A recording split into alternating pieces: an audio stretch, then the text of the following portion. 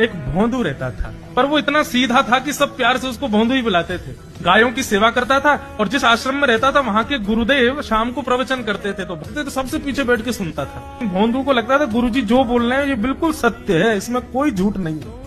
एक दिन गुरुजी प्रवचन करते हुए बोले, यमुना के पल्ली पार भांडीर वन में ठाकुर जी गैया चराने आए। भांडीर वन का नाम सुनते भोंदू कान खड़े हो गए।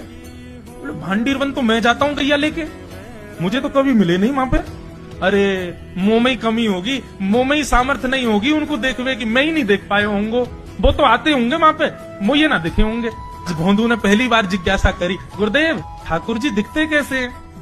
तो गुरुदेव भी हंस गया, अच्छा भोंदू पूछ रहा है, बैठ जाओ बताते हैं। मोर मुकुट पहनते हैं ठाकुर जी, और बोले 2 कान हैं लेकिन कुंडल एक ही पहनते हैं। ठाकुर जी ऐसे पुष्प तोड़ के कान के ऊपर लगा लेते हैं, दोनों कानों में एक ही कुंडल को फेर फेर के पहनते। ठाकुर जी पीली पीताम्बरी, ऐसी ठाकुर जी पीली पहनते, पीली पीताम्बरी पहनी है, गले में वैजंती माला धारण की है, सिर पर पाग पहनी है, एक कान में कुंडल है, मंद मंद मुस्कुरा करके दतुइयां दिखा रहे हैं, कटाक्ष नेत्रों से कभी इधर देख रहे हैं कभी उधर देख रहे हैं, अपनी वेणु को कमर में कस करके गैयाओं के गले में गलवैयां डाल करके श्याम सुंदर भोंदू की तरफ चलते भय आ रहे हैं। ये दृश्य देख करके हाथ पांव कांपने लगे भोंदू के।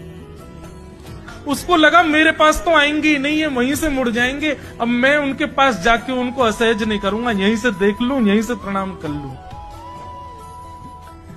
लेकिन जैसे जैसे प्रणाम करके ऊपर देखता ठाकुर जी और पास आ रहे हैं, और पास आ रहे हैं, और पास आ रहे हैं। जैसे ही ठाकुर जी आकर के बैठे, भोंदू के पास शब्द नहीं है, हाथ पैर कंपित हो रहे हैं। ठाकुर जी तो चप चप करके नेक देर में पा गए। भोंदू तो भूल ही गए मुख खानो भी, वो ठाकुर जी को ही देख रहा है। ठाकुर जी बोले और जोर की भूख लगी, ला अपनी रोटी दे दे। भोंदू बोलो मुंह को भी भूख लगी है। बोले अच्छा चल आधी आधी खा ले, या मैं आधी तू खा ले आधी मैं खा लूं, दोनों खा लिए। कल तो नेक्स्ट से ज्यादा सी रोटी ले आइयो, भूख ज्यादा लगे, और सुन यही समय आइयो, मिलूंगा कल भी तोते। ठाकुर जी अपने मार्ग पर चले गए। भोंदू इतना प्रसन्न है, बोले आज मुझको ठाकुर जी मिल गए। गुरुदेव के प्रवचन का समय होगा, भोंदू पीछे जाके बैठ गया, अपने गुरुदेव को प्रणाम करे, इनकी कृपा से ठाकुर जी मिले। उसने किसी को नहीं बताया, उसको लगा सबको ही मिलते हैं भगवान, मुझे ही मिले हैं बहुत दिन बाद। दूसरे दिन भोंदू खूब सारी सामग्री रसोई घर में इकट्ठा करके जाने लगा। किसी ने जाके गुरुदेव से कह दिया कि भोंदू बहुत सारी सामग्री ले जा रहा है। गुरुदेव ने जाके कही भोंदू कहो तो कुछ, और चरणों का रंग कैसा, जैसे मानो जैसे गुरुदेव कमल होता है ना, कमल की आकृति, ऐसे ठाकुर जी के चरण।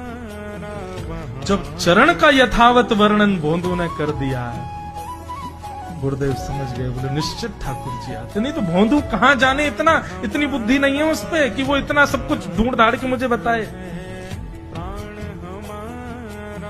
भोंदू एक काम करेगा? बोले हाँ।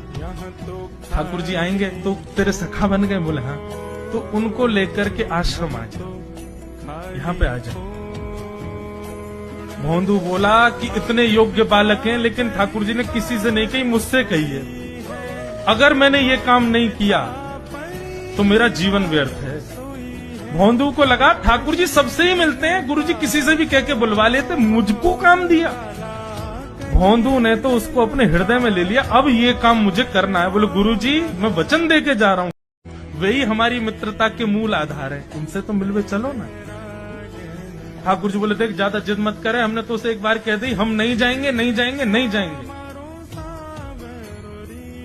ठाकुर जी रोटी पा रहे थे तो भोंदू ने हाथ से रोटी और छिनाई, बोले ये भी दो, ये भी गुरु जी की है, लाओ ये मिर्च गुड़ सब दो, ये सब गुरु जी को, ये भी मत खाओ।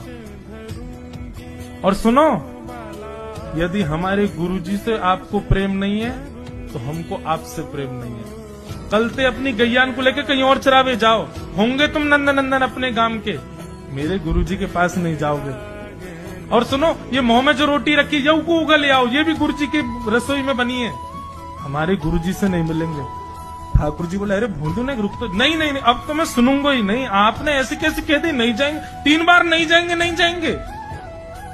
और ये भांडीर वन मेरो है, मैं यहाँ गैया चरावे आऊं, कल से अगर तुम और तुम्हारी गैया दिख गई मुंह को तो तुम्हारी गैयान को लेके मैं।